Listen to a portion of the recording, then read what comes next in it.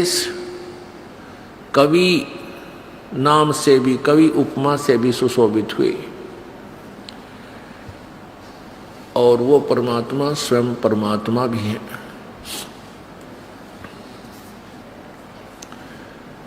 उस परमेश्वर ने हमें यहाँ आकर के क्या ज्ञान दिया, उनका इस लोक में आने का उद्देश्य क्या था,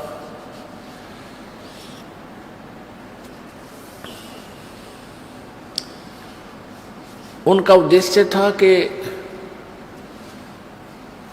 वो हमें अपने निज घर के बारे में, जहाँ से हम आए हैं, वो जानकारी दें और उस जानकारी के बिना हम इस काल के अज्ञान के आधार से हम अपना यही जीवन समझ चुके हैं कि जन्म हुआ, फिर अपना जैसा प्रयत्नवत बड़े हुए, संस्कारवत संतान हुई, शादी हुई, इनकी परवरिश कर दी, फिर ब्याह शादी कर दी, हमारी मृत्यु हो जाए। हमने इतना ही प्रोसीजर इस मनुष्य जीवन का सोच रखा था।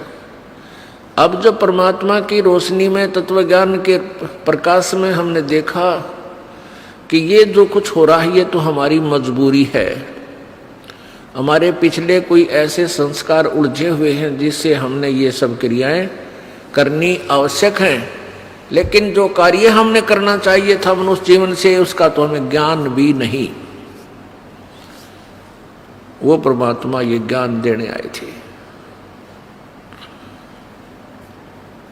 अब कई भक्त कहते हैं, अनजान व्यक्ति कहते हैं, यदि कबीर जी भगवान थे और तो आप लोग इस 21 ब्रह्मांड को काल की जेल बताते हो और यहाँ सब कर्मों के बंधन से ही आकर यहाँ बंधे हुए हैं, इस काल की जेल में कर्म बंधन से, तो कबीर परमात्मा यदि भगवान है तो उनको यहाँ आने की क्या आवश्यकता थी। इससे सिद्ध है कि वो भी कोई कर्म की मार से ही यहाँ आए हैं, वो भी बंधन में बंधे।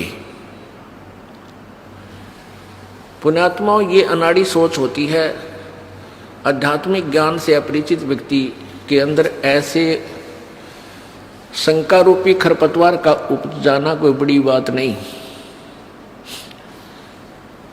एक चुटकुला है छोटा सा। एक जेल के अंदर एक कैदी, वहां कैदियों की ड्रेस ऐसी होती थी, सिर पर टोपी और पजामा और कुर्ता। तो एक दिन भारत के प्रधानमंत्री जी पंडित जवाहरलाल नेहरू जी ने किसी जेल का निरीक्षण करना था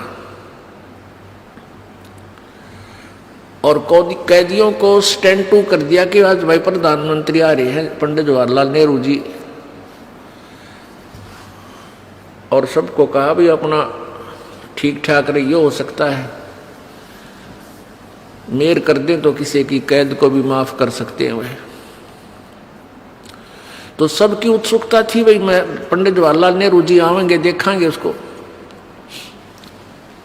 तो वो पंडित जवाहरलाल नेहरू जी जेल में प्रवेश हुए, उनके साथ बॉडीगार्ड 5-4 सिपाही सैनिक साथ थे और उनकी ड्रेस भी ऐसी थी जैसी कैदियों की थी, सिर पर टोपी, कुर्ता पजामा। एक कैदी बोला, भाई कौन सा है जवाहरलाल नेहरू? ने बोला वो आन लग रहा। बोला अच्छा। बोला कदे कदे हम भी जवाहरलाल नेहरू बन काए थे, आन दे भाई ने, हो जाएगा थोड़े दिन में ठीक ही हो भी। अब उन्होंने सोचा ये भी पकड़ के लाए हैं इस पुलिस वाले, इस नाड़े हमारे दौरा बंद करेंगे। ने बोला कदे कदे हम भी नहीं आए थे जवाहरलाल नेहरू बन के, पराड़ा पास मेरा पट्टा के बूंदी बना इंसान के लिया, यो भी सीधा हो जाएगा। तो पुण्यात्माओं, उनकी इतनी ही सोच थी कि इस कैद में कैदी ही आते हैं और पुलिस वाले ऐसे ही पकड़ कर लाते हैं, यहाँ छोड़ जाते हैं। लेकिन वो राजा थे, वो किसी अपराध के कारण उस जेल में नहीं गए थे। ऐसे ही ये परमेश्वर कबीर जी हमें राहत देने के लिए इस काल की जेल में ऐसे ही आते हैं, हमारे जैसे ही लगते हैं, लेकिन ये होते हैं परमेश्वर। ये हमें क्या बताते हैं आकर के परमात्मा? भाई और बात तेरे काम न आवे, तू संतों शरण लाग रे। के सोवे गफलत में बंदे, जाग जाग नर जाग रे, जाग जाग नर जाग रे। और बात तेरे काम न आवे, संतों शरण लाग रे। के सोवे गफलत में बंदे, जाग जाग नर जाग रे, जाग जाग नर जाग रे। भाई उठ सवेरे ओका वर लिया, के जाग्या नर भाग रे। उठ सवेरे हुक्का भर लिया, के जाग्या नर भाग रे। राम बजाना सुकर्म कीन्या, ये फुटे तेरे बाग रे, फुटे तेरे बाग रे। और बात तेरे काम न आवे, संतों शरण लाग रे। के सोवे गफलत में बंदे, जाग जाग नर जाग रे, जाग जाग नर जाग रे। इस तन सराय में जीव मुसाफिर, करता रहे दिमाग रे। तन सराय में जीव मुसाफिर, करता रहे दिमाग रे। रात बसेरा कर ले डेरा, चले सवेरा त्याग रे, चले सवेरा त्याग रे। और बात तेरे काम न आवे, संतों शरण लाग रे। के सोवे गफलत में बंदे, जाग जाग नर जाग रे, जाग जाग नर जाग रे। उमदा चोला बिना अनमोला, ये लगे दाग पे दाग रे। उमदा चोला बिना अनमोला, लगे दाग पे दाग रे। 2 दिन की गुजरान जगत में, जड़े बिरानी आग रे, जड़े बिरानी आग रे। और बात तेरे काम न आवे, संतों शरण लाग रे। के सोवे गफलत में बंदे, जाग जाग नर जाग रे, जाग जाग नर जाग रे। भाई कुब्द कांचली चढ़री चित पे, तू हो रहा मनुष्य नाग रे। कुब्द कांचली चढ़री चित पे, तू होया मनुष्य नाग रे। सूझे नहीं सजन सुख सागर, बिना प्रेम बैराग रे, बिना प्रेम बैराग रे। और बात तेरे काम न आवे, संतों शरण लाग रे। के सोवे गफलत में बंदे, जाग जाग नर जाग रे, जाग जाग नर जाग रे। भाई अर सुमरे सो हंस कहावे, वो कामी क्रोधी काग रे। अर सुमरे सो हंस कवावे, यो कामी क्रोधी काग रे। भौरा ना भर में विष के वन में, चल बेगमपुरी बाग रे, चल बेगमपुरी बाग रे। और बात तेरे काम न आवे, संतों शरण लाग रे। के सोवे गफलत में बंदे, जाग जाग नर जाग रे, जाग जाग नर जाग रे। शब्द सैन सतगुरु की पछाणी, यो पाया अटल सुहाग रे।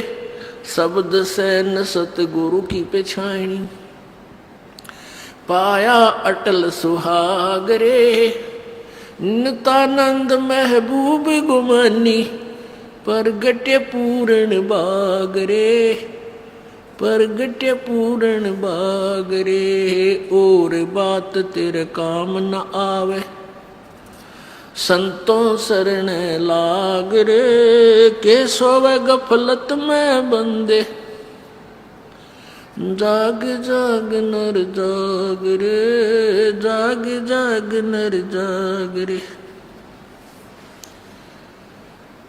अब क्या बताते हैं, ये परमात्मा कबीर जी का शब्द है, लेकिन नित्यानंद जी ने उसी के आधार से इसको आगे अपने हिसाब से बना करके सुनाया गया। हमने परमात्मा की महिमा को परखना है, समझना है। नित्यानंद जी महाराज ये वैष्णव परंपरा से संबंधित गुमानी दास संत के शिष्य थे। इन महापुरुषों ने अपनी साधना को, जो विष्णु लोक की साधना करते थे, उसी को बेगमपुर मानकर किया। बेगम जहाँ कोई गम ना हो, जहाँ कोई दुख ना हो। तो इनको इतना ही ज्ञान था।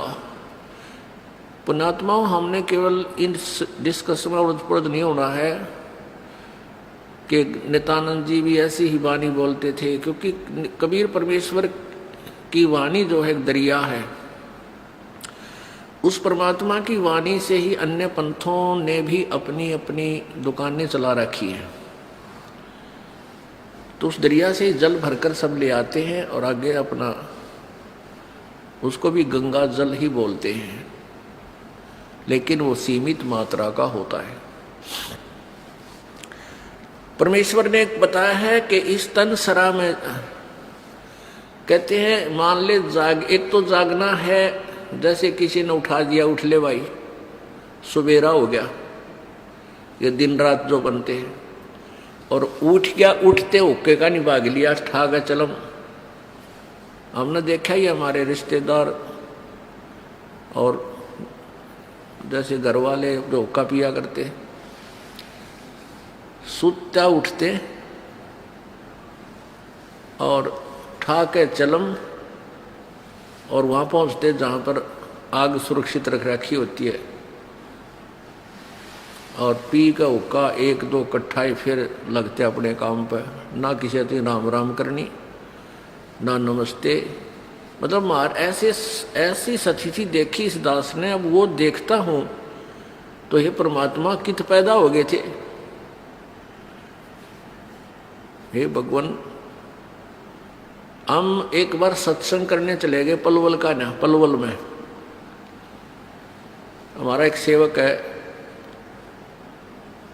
जो कमिश्नर से रिटायर हुए हैं, भक्त गुलाब सिंह जी। उन्होंने वहाँ सत्संग करवाया अपने भाई के यहाँ। हम सुबह सैर सपट्टे घूमने के लिए जाते तो रास्ते में जितने भी व्यक्ति मिलते वो नो करते राम राम राम राम। यानी कोई भी मिलता घूमने फिरने वाला, बूढ़ा मिला चाहे जवान चाहे बालक, राम राम भाई, राम राम जी। अरे तेरा गजब हो। और हम कित थे रोहतक जिले में, राम राम तो दूर नुकार दे नमस्ते, और ठीक से नमस्ते। नमस्कार होता है न्यू करना, नमन करना, नीचे को गर्दन करना। जो कहते नमस्ते ठीक है, राम राम तो बहुत वारी गाया करते। तो अब उस अतिथि से निकलकर अब कहाँ हम पहुंचे, तो वहां क्या कर, उसके विषय में बताया है परमेश्वर कबीर जी ने कि ऊठ सवेरे वो कबर लिया, फिर के जाग्या नर भाग रहे, उठ दे फिर पाप शुरू कर दिए। कोई राम बजाना कोई शुक्रम कीना, ये फूटे तेरे भाग रहे। इस तरह कोट जन्म तन भर मत हो गए, कुछ ना हाथ लग्या रे। कुकर सुकर खरपया बोरे, कौआ हंस बुगारे। कोटि जन्म तू राजा की ना, मिटी न मन की आशा। भिक्षुक होकर दर दर घूम्या, मिला न निर्गुण रासा। कि ये कोई पहली बार हानि थोड़ी, असंख्यों बार हो रही है, असंख्यों बार मृत्यु हो रही है, पूरे परिवार के परिवार विनाश हो रही है, हमारे भूकंपों में दुनिया मर जाती है, पूरी पीढ़ी की पीढ़ी समाप्त होती है, 3-3 पीढ़ी इकट्ठी मर जाती है, दादा परदादा पोता चौथा दादा। तो परमात्मा के चरणों में आने के उपरांत अगर आपको कोई हानि होती है, डोंट वरी, इस दृष्टिकोण से देखना कि ना विरक के बिजली गिर जानी थी। आप बालक हो, आपको ज्ञान नहीं इन बातों का, और दास को मास्टर बना दिया परमेश्वर ने, इस तत्व ज्ञान से परिचित करा दिया। तो इसलिए आपको ये बार बार ज्ञान करा रहे हैं कि मान कहते हैं परमात्मा फिर संकेत करते हैं, द्वार धनी के खड़ा रह, द्वार धनी के पड़ा रहे, भाई धक्के धनी के खावे, 100 काल झकझोल ही पर द्वार छोड़ ना जावे। कि अपने पूर्ण संत के द्वार पर, पूर्ण धनी के द्वार पर पड़ा रहना, द्वार छोड़ के मत जाना। और धक्के धनी के खाचे, इसके मार्ग में आपको कुछ हानि भी होती नजर आती है, पर डगमग मत हो जाना। 100 काल झकझोल ही, चाहे काल कितने झटके दे के देखा है, पर छोड़ मत जाना। अगर इसको छोड़ देगा तो और ज्यादा हानि उठानी पड़ेगी। इस प्रकार सत्संग में आने से प्राणी को हर प्रकार से ज्ञान प्राप्त होता है। और ये तो काल का लोक है। यहाँ तो परमात्मा कहते हैं, आप तो कह रहे हो कि मुझे मरने की चिंता है, और परमेश्वर कहते हैं कबीर साहब मुझे ये चिंता, तुम जीवित कैसे हो? अरे नादान, इस देखो तो ये शरीर है क्या सांग तुम्हारा, हार्ड चाम का बना हुआ पुतला, 36 जोड़ ला रखे इसके, एक भी इधर उधर हो गया तो पड़ा पड़ा रोए इंसान, उठ नहीं सकता। तुम कहते हो मैं मरना जाऊं, और मैं कहता हूं तू जी कैसे रहा है? तुझे मरने की चिंता, मुझे तेरे जीने की चिंता। तू कैसे चल रहा है? ये हार्ड चाम की ये मिट्टी कैसे चल रही है और कितने दिन चलेगी? और फिर क्या कहते हैं, जिस मरने से जग डरे है मेरे मन आनंद, कद मर हूं कद पावे हूं वो पूर्ण परमानंद। यहाँ तो भाई लाख वर्ष जीवित रहे वो भी मर गए, और ब्रह्मा विष्णु महेश मरेंगे, जिनकी लाखों और अरबों और करोड़ों जन्मों की वर्षों की जीवन है। इसमें एक का काम बताया परमात्मा ने कि जब तक ये श्वास है प्रभु याद कर, उसकी रजा पर छोड़ दे मालिक। राज्य करमता राम की रजा धरे जो शीस, दास गरीब दरस परस तिस भेंट जगदीश। उनको मिले भगवान। अब किसकी भक्ति करें? उस परमेश्वर की। क्या बताते हैं, नर सुन रे मूड गंवारा, ये राम भजन तत्सारा। नर सुन रे मूड गंवारा, भाई राम भजन तत्सारा। कि इन और सब पचड़ा न छोड़ के परमात्मा की भक्ति ही सार है। क्या कहते हैं भगवान कि श्वास उसास में नाम जपो, व्यर्था श्वास मत खो, ना बेरा इस श्वास को आवण हो कि न हो। परमात्मा कहते हैं तू मरने वाले को रो रहा है कि वो मर गया है, मर गया, और तू अपने बारे में सोच, क्या तू नहीं मरेगा? कबीर साहब कहते हैं कि समझे ना नादान लोग, अपने को भी मरना होगा, अब करे किसका शोक।